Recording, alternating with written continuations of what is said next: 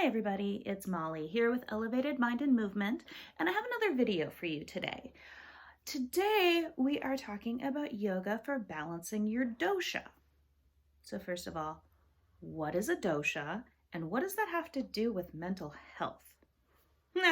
I'm here to answer your questions. So, yoga has a sister science called Ayurveda, and Ayurveda is more of a science of health. It's preventative health, and it looks at the person as a whole rather than a series of parts. Or unlike Western medicine, it's not about picking out what's wrong or what your symptoms are and then treating the symptoms. Ayurveda is more about creating an all-around healthy lifestyle. So the way Ayurveda works is it's very much based in nature. It runs with the belief system that everything is made up of the elements, including us. So there are three main doshas. Most of us will have one or more, which is dominant. And that can be really helpful because the doshas, we have all three of them, but different ones will go in and out of dominance at different points in our life. And so when we think of dosha, we want to think of it as being an imperfection. It helps us identify when something is out of balance. We know our dosha is out of balance when we are our less than perfect selves. Fair enough? Okay, so there are three main doshas. The first is vata. Vata is made up of the elements of air and ether.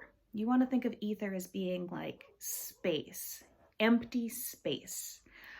So vata is very spacious, very movement oriented. Think of like the wind blowing across the prairie. Wide open, movement, kind of dry. Vatas are often very cold. So when vata is in balance, vata dominant people tend to be very creative. Their mind is always moving. They're thinking and they're coming up with great ideas. They're very flexible, very like the wind, go with the flow, right? Out of balance, and this is where we tie dosha to mental health. Vata, when it's out of balance, looks a lot like anxiety. A lot of agitated movement, up in the head, thinking a lot, overthinking, spinning thoughts, not able to let things go, rumination. So there are a lot of tests online that help you determine your dosha. If you really want to dive into doshas and what your specific dominant doshas are, go see an Ayurvedic health practitioner. They're way more accurate than any quiz you can take online. But for the purposes of mental health, we have all three doshas. And so we will all experience the things that these doshas experience when they go out of balance. So moving on, pitta. Pitta is fire. It's hot. And it's fire and water, so it's moving. It doesn't stay still. It takes up space. It spreads. So pitta in balance is understanding. So when we think about fire burning, it's kind of like discernment. Pittas are very good at discerning what is accurate information, what is inaccurate. Very, very smart. And they act on their intelligence. Now, pitta out of balance, we have anger, inflammation. Inflammation can be in the body, but when you think of somebody who's sort of emotionally inflamed, this can come out as, anxiety, or it can come out as depression. It can come out as anger issues.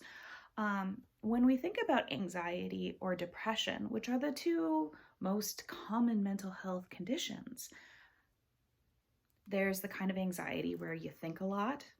There's the kind of anxiety where you always feel like you need to be acting, you need to be fixing things, you need to know what's right. Yeah, it's a little more pitta. And then there's the kind of anxiety that keeps you frozen, which is where we move into kapha. So kapha is earth and water. Earth is very steady, very stable. Water is still moving, but when we think about like mud versus lava. So pitta is like fire and water. That's more like the lava. It's kind of like, it's moving. It's moving pretty fast. It's burning everything in its path. Mud is just kind of like sitting there, sort of slowly moving. If you've ever stepped in clay mud and you just sort of like get bogged down and stuck. So kapha in balance, calmness, forgiveness, slow to anger, very understanding, very caring, very stable. So when we think about this, like earth being very dense, think of stability. You know, we all have that friend who's just like, they never seem to get ruffled by anything, and you can ask them questions and they're totally calm and they like give you this great meaningful answer. Yeah, they're probably kapha. Now, kapha out of balance, we get into more possessiveness.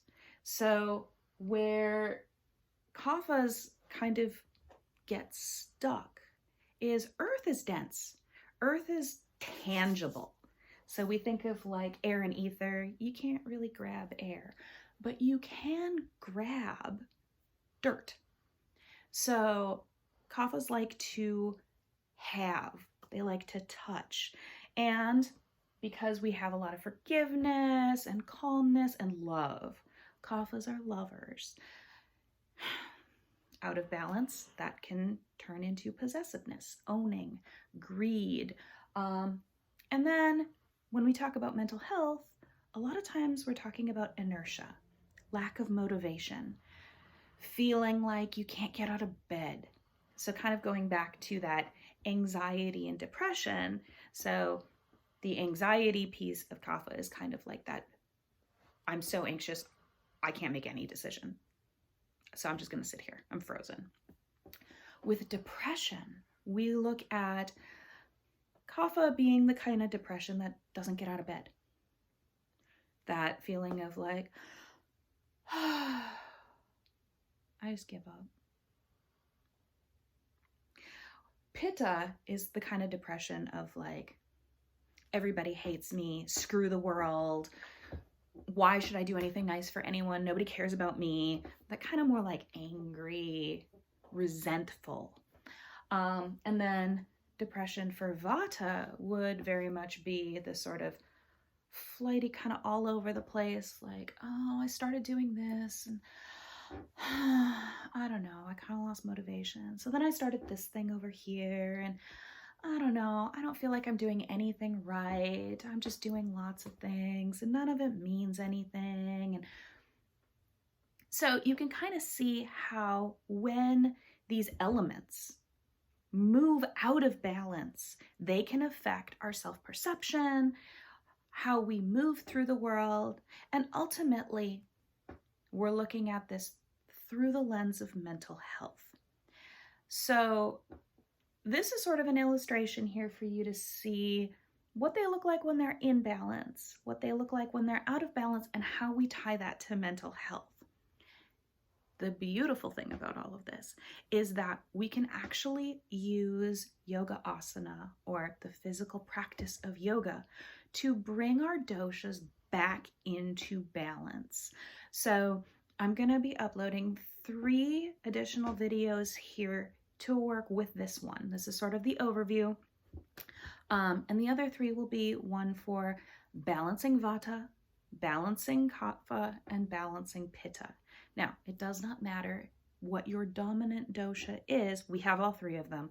They all go out of balance at some point.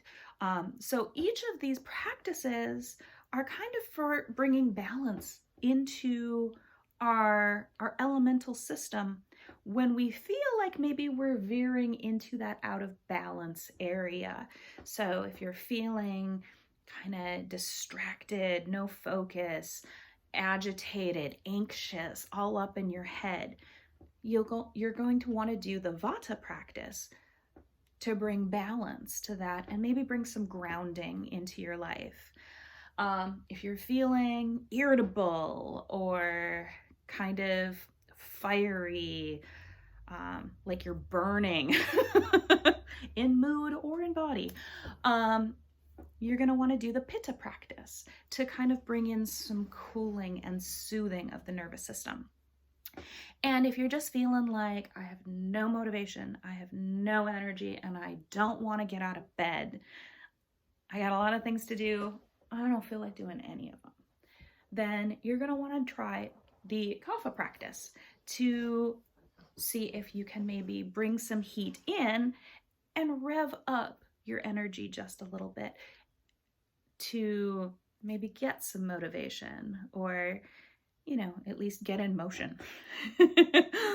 So check out the Vata balance, the Pitta balance, and the Kapha balance videos that I'm going to be uploading with this one, and give them a try. See if they help. See if you discover that a little bit of movement can maybe change how you're emotionally feeling. All right, have a great day. Namaste.